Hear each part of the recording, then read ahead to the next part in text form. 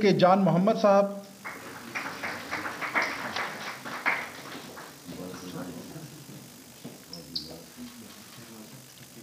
اور یونیکیو سولوشنز کے نعمان قادر صاحب.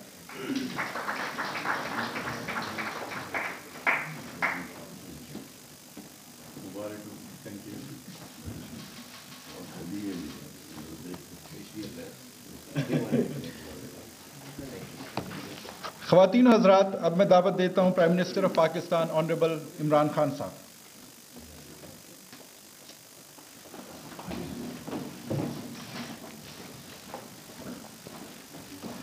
بسم اللہ الرحمن الرحیم. ایاک نعبد و ایاک نستعین. جناب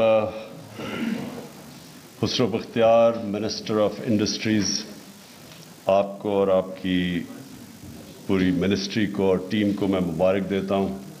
جواد آپ کو بھی، کہ یہ بڑی محنت سے آپ اس سٹیج پہ پہنچے ہیں کہ آپ نے اتنی توجہ دی ہے ایس ایم ای سیکٹر کو کہ اب ہم اس کو وہ انسینٹیوز دے رہے ہیں، ان کے لیے وہ آسانیاں پیدا کر رہے ہیں جو کہ بدقسمتی سے ابھی تک کسی نے ان کی پرواہ نہیں کی. اور اس کے علاوہ یہ اہمیت دے رہے ہیں ایس ایم ای سیکٹر کو جو کہ اس کو آج تک کبھی دی نہیں گئی. ایس ایم ای سیکٹر جس طرح آپ نے بیان کیا کہ یہ سب سے زیادہ روزگار دیتا ہے ایک ملک میں، اور اس کا جو جی ڈی پی یعنی جتنی ہماری سالانہ دولت ایک ملک میں ویلتھ کریشن ہوتی ہے، دولت بنتی ہے، اس میں اس کا بہت بڑا شیئر ہے. اور بدقسمتی سے پاکستان میں وہ شیئر نہیں جو ہونا چاہیے، اور اس کی وجہ ہے. اور جو آج آپ نے یہ ایس ایم ای پالیسی کے اندر جو آپ نے فیصلے کیے ہیں، کہ سب سے بڑی وجہ یہ ہے کہ ان کو کریڈٹ نہیں ملتا، ان کو بینک قرضے نہیں دیتے. چھوٹا بزنس ہوتا ہے، بڑے بزنس مین کو تو قرضے مل جاتے ہیں، لیکن جو چھوٹا بزنس مین ہے اس کو مشکل تھا کریڈٹ ملنا بینک سے. تو آپ نے ایک سب سے بڑی رکاوٹ یہ ان کی دور کی ہے کہ اب آپ نے ان کے لیے آسانیاں پیدا کر دیا ان کو کریڈٹ پہنچانے کے لیے، تو وہ تاکہ وہ اپنی بزنس شروع کر سکیں.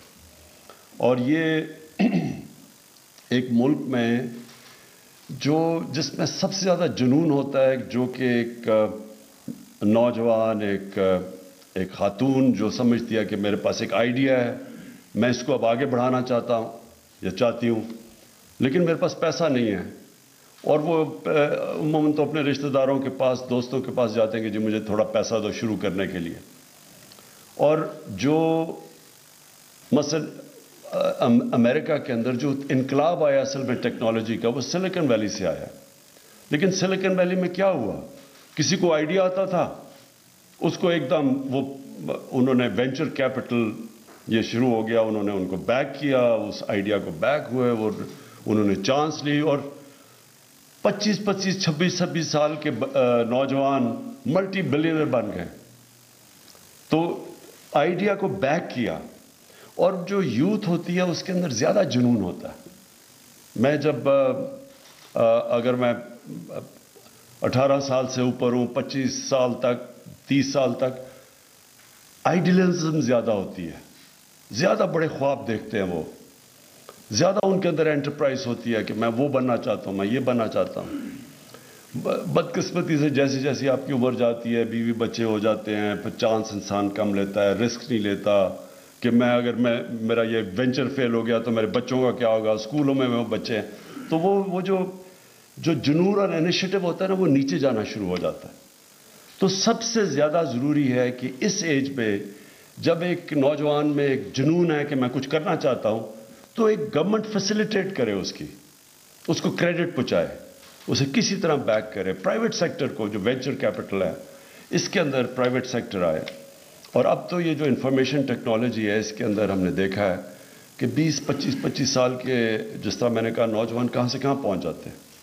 تو ایک تو ایس ایم ای سیکٹر کو بیک کرنے سے یہ سٹارٹ اپس، یہ بیسکلی یہ سٹارٹ اپس بھی آپ بیک کر رہے ہیں، یہ ایک زبردست چیز ہے. اور مجھے خوشی ہے کہ پاکستان میں ایک دم پتہ نہیں کتنی $500 ملین کی تقریباً انویسٹمنٹ آئی ہے باہر سے سٹارٹ اپس کے اندر. تو یہ ایک بہت بڑا، کبھی پہلے تو زیرو تھی، تو یہ بھی ایک بہت بڑا قدم رائٹ ڈائریکشن میں ہے. یعنی ہم صحیح ڈائریکشن میں نکل گئے ہیں.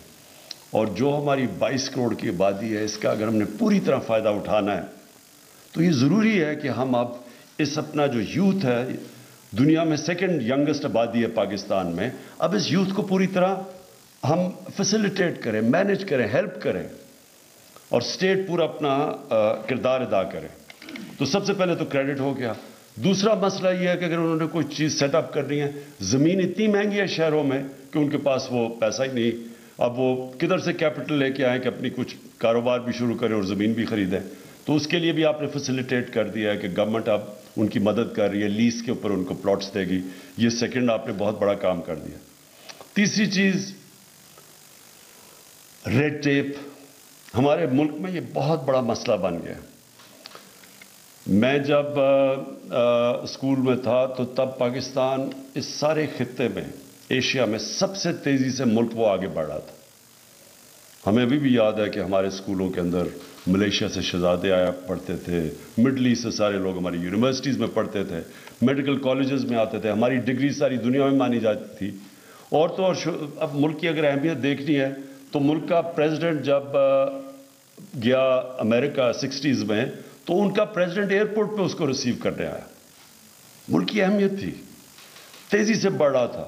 سارے ایشیا میں ملیشیا جیسے اور ساؤتھ کوریا جیسے ملکوں نے پاکستان میں آ کے دیکھا تھا کہ ہمارا ماڈل, کہ یہ کیا وجہ ہے کہ یہ ملک اتنی تیزی سے اوپر جا رہا ہے. تو ہم نے اپنا راستہ کھو بیٹھے. ہماری اس وقت بیوروکریسی سارے علاقے میں سول سروس مانی جاتی تھی, یعنی ٹاپ کوالٹی کی سول سروس تھی. تو آہستہ ہم نے غلط فیصلے کیے اور بدقسمتی سے ہم نیچے جانا شروع ہو گئے. اور اس میں ایک بڑا پرابلم آیا کہ جو ہماری بیوروکریسی سب سے ایفیشینٹ سمجھی جاتی تھی, قابل, سب سے مشکل امتحان تھا سول سروس کا ایسٹ پاکستان اور ویسٹ پاکستان میں, وہ بدقسمتی سے اس کے اندر پولیٹیکل انٹرفیئرنس, میرٹ ختم ہوا, اور وہ رکاوٹیں, وہ بیوروکریسی بجائے مدد کرنے کی وہ دوسری طرف وہ رکاوٹیں پیدا شروع ہو گئیں. ہم نے اب یہ فیصلہ کیا, ہماری گورنمنٹ نے, کہ جو بھی انٹرپرائز جس سے زراعت ہو یا انڈسٹری ہو یا سروس انڈسٹری ہو, جس سے بھی روزگار ملتا ہے, اگر اس کے اندر رکاوٹیں ڈالی جائیں گی تو ہم اس ڈپارٹمنٹ کے خلاف ایکشن لیں گے, یا جو بھی رکاوٹ ڈالے گا اس کے اگینسٹ ایکشن لیں گے. جو بھی ایکسپورٹس کو کے اندر مسئلے ڈالے گا, کہ ہمیں شرم آتی ہے کہ ہماری جتنی 22 کروڑ لوگوں کی جو ایکسپورٹ کر رہے ہیں ہم دنیا میں, ہمیں شرم آتی ہے کہ چھوٹے چھوٹے سنگاپور جس کی کوئی 50 لاکھ آبادی ہے, وہ کچھ ہمارے سے پتہ نہیں 300 ارب ڈالر کی سے زیادہ سنگاپور کی ایکسپورٹ ہے. 50 لاکھ لوگ ہیں, ہم 22 کروڑ لوگ ہیں. ہماری یہ ساری ہمیں جب گورنمنٹ ملی تھی تو 24 ارب 22 کروڑ لوگوں کی ایکسپورٹ تھی. وہ 50 لاکھ والا ہمارے دیکھتے دیکھتے سنگاپور ہمارے سے آگے گیا, یعنی 300 ارب ڈالر کی ایکسپورٹ. ملیشیا, جس طرح میں نے آپ کو کہا, پاکستان میں وہ آ کے دیکھتے تھے کہ ہمارے ان کے شہزادے میرے ساتھ پڑھتے تھے, وہ سارے ہمیں ایڈمائر کرتے تھے, پاکستان اتنی تیزی سے آگے جا رہا ہے. ان کی 220 ارب ڈالر کی ایکسپورٹ ہے, 6 کروڑ آبادی ہے ان کی. سو سب آگے نکل گئے. تو ہم نے اب ایکسپورٹس کے اوپر زور لگانا ہے. جو بھی ایس ایم ای خاص پریفرنس دیں گے جو ایکسپورٹس کریں, انڈسٹری ایکسپورٹ کرے, جو امپورٹ سبسٹیوشن کرے, ان کو ہم نے خاص طور پہ, ایک ملک نے ساری اورینٹیشن گورنمنٹ سب ایک طرف جائے گی کہ ملک کے اندر ویلتھ کریشن ہو. اس میں ایس ایم ایز کا بہت بڑا رول ہے. اگر ہم ان کو فیسیلیٹیٹ کریں, ہمارا یہ جو ایریا تھا, ایک تو کراچی کے اندر انڈسٹری ہے, فیصل آباد میں انڈسٹری ہے, لیکن یہ جو ٹرائنگل تھی گجرانوالہ, گجرات اور سیالکوٹ, ادھر تو ایک نیچرل ہمارے اسمال اور میڈیم انڈسٹری یہاں ایگزسٹ کرتی ہے. ان کی ہم تھوڑی سی مدد کریں تو یہ بھی ہمارے ملک کے لیے بہت بڑا, ہماری دولت میں اضافہ کر سکتے ہیں. اور یہ جو ریگولیشنز بن گئیں, اور ریگولیشنز ایک راستہ روکنے کا اسمال اور میڈیم انڈسٹری کا وہ کھڑے ہو گئے. یعنی ہر قسم کی ریگولیشن, کبھی انسپیکشن ہو رہی ہے, کچھ ہو رہا ہے. وہ بڑا آدمی تو برداشت کر سکتا ہے, بڑا بزنس مین تو تھوڑے سے پیسے دے, بلکہ وہ ہر طرح اس کے پاس کیونکہ طاقت ہوتی ہے وہ اس کو تو فرق نہیں پڑتا. لیکن جو نیا آ رہا ہوتا ہے بزنس کرنے کے لیے اور جو سٹارٹ اپس ہیں جو ینگ ہیں ان سب کے لیے یہ ریڈ ٹیپزم جو ہوتی ہے یہ رکاوٹ بن جاتی ہے. تو ہم نے وہ پوری بیٹھ کے کوشش کی ہے کہ ہر قسم کی ریگولیشنز ان کے لیے کم کریں, آسانیاں پیدا کریں ان کے لیے. اور جس میں این او سی, یہ جو این او سی کا ساری رجیم ہے یہ بھی ایک طریقہ ہے, این او سی ہوتی نہیں. اور پھر میں نے کہا کہ گورنمنٹ اس طرف جا رہی ہے, ملک کی ضرورت اس طرف ہے, ملک کا فائدہ ادھر جانے کا اور گورنمنٹ ادھر جا رہی ہے. اب این او سی کوئی ایک آیا کوشش کرے, کئی ہمارے اوورسیز پاکستانی وہ باہر جا کے پیسہ بناتے ہیں. میں بڑی کمپنیز کی بات نہیں کر رہا, میں جو اسمال اور میڈیم کمپنیز کی بات کر رہا ہوں. وہ پھر آتے ہیں کہ پاکستان میں اب میں سیکھ کیا ہوں, میں نے باہر کمپیٹ کیا, میں نے انگلینڈ میں دبئی میں ادھر کاروبار کر کے پیسہ بنایا. وہ پاکستان آتے ہیں تو یہاں ان کو ہر جگہ کے اوپر رکاوٹ ہوتی ہے, تھوڑی دیر کے بعد بچارہ یا تو نقصان کر کے پھر واپس چلے جاتے ہیں. تو ہم نے ان کے لیے بھی یہ جو سارا سسٹم بنا ہوا ہے, ریگولیشنز بنے ہوئے ہیں, یہ جو این او سیز ہیں, ان ساروں کو ہم کم کرتے جا رہے ہیں. ہر جگہ جس طرح ابھی بات کی خسرو نے کہ یہ جو اب انسپیکٹرز, اب جب انسپیکشن ہوتی ہے وہ بھی ایک طریقہ بن گیا بدقسمتی سے پیسے بنانے کا. وہ انسپیکشن آتی ہے, وہ انہیں پیسے دیتے ہیں, وہ انسپیکشن ہوتی نہیں ہے, وہ پیسے دے کے چلے جاتے ہیں. تو اس ساری کو اب ہم نے اسٹریم لائن کیا. انفارمیشن ٹیکنالوجی کا پورا فائدہ اٹھائیں گے ہم. اب تو یہ بھی ایک آن لائن کی طرح اب کئی چیزیں آپ کر سکتے ہیں جو آپ کو فزیکل بھی نہیں کرنی چاہیے. تو انشاءاللہ یہ جو آپ نے آج خسرو یہ جو لانچ کی ہے ایس ایم ای پالیسی, یہ میرے خیال میں آنے والے دنوں میں یہ پاکستان کو پوری طرح اندازہ ہوگا اس کا کتنا زیادہ فائدہ ہوگا ہمارے معاشرے کو. اور اس میں کوئی شک نہیں کہ ہمیں اور بھی ابھی مسئلے حل کرنے ہیں اور مسئلے آتے رہیں گے. لیکن میں آپ کو کہا ہوا ہے کہ اس کی امپلیمنٹیشن میں آپ نے ہم نے سب کو جو بھی ریلیونٹ منسٹریز ہوں گی, جو پروونس میں بیٹھے ہوں گے لوگ, ان سب کو جدھر جدھر ہمیں پرابلمز آئیں گے میں وہ خود آپ کے ساتھ میٹنگز پریزائڈ کروں گا. وہ سارے ہم ایشوز اور رکاوٹیں دور کرتے جائیں گے. دیکھیں ہم پاکستان میں ہماری جو گورنمنٹ آئی, کسی گورنمنٹ کو اتنے بڑے چیلنجز نہیں ملے, کسی گورنمنٹ کو, کیونکہ میں تو تقریباً پاکستان کے ساتھ ہی بڑا ہوا ہوں. ایک کے بعد دوسرا چیلنج اس طرح کسی گورنمنٹ کو نہیں ملا. آتے ساتھ ہی بینکرپٹ ملک, اس کے لیے ہمارے پاس پیسے ہی نہیں تھے اپنی فورن لائبلٹیز دینے کے لیے. تو بڑی مشکلوں سے ہم بھاگ دوڑ کر کے اپنے 3 ملک تھے یو اے ای, سعودی عربیہ اور چائنا, انہوں نے ہمیں پیسے دیے تو ہم ڈیفالٹ کرنے سے بچے. ڈیفالٹ کر جاتے تو سب کو آپ کو پتہ اس کا امپیکٹ روپے نے گر جانا تھا, اور روپیہ گرتا تو آپ کو پتہ ہے مہنگائی کتنی آ رہی تھی. تو ادھر سے نکلے. اس کے بعد آ گیا کووڈ. آپ کو سب کو پتہ ہے کہ یہ 100 سال میں ایک جس طرح کا کرائسس آئی ہے ایک دفعہ آتا ہے 100 سال میں. اتنا بڑا کرائسس کسی گورنمنٹ نے نہیں فیس کیا. اللہ کا کرم آپ کے سامنے جس طرح پاکستان نکلا ہے, ہم تو چھوڑیں, دنیا اس کو اپریشیٹ کرتی ہے. اکانومسٹ کہتا ہے کہ جو Economist magazine, WHO, economic forum, سب میں انہوں نے کہا کہ جو ملک نے سب سے بہترین طریقے سے اس میں سے نکلا ہے, اکانومی بھی بچائی, لوگوں کو بھی بچائے, وہ ہے پاکستان. ہاں یہ ویسے میں کہہ دوں کہ یہ پھر سے ایک اور لہر آ رہی ہے, ایک اور چیلنج ہمارے سامنے آ رہا ہے, اور انشاءاللہ اس سے بھی نکل جائیں گے. اکانومی ہم نے اپنی بند نہیں کرنی, SOPs رکھیں گے, اکانومی بند نہیں کریں گے.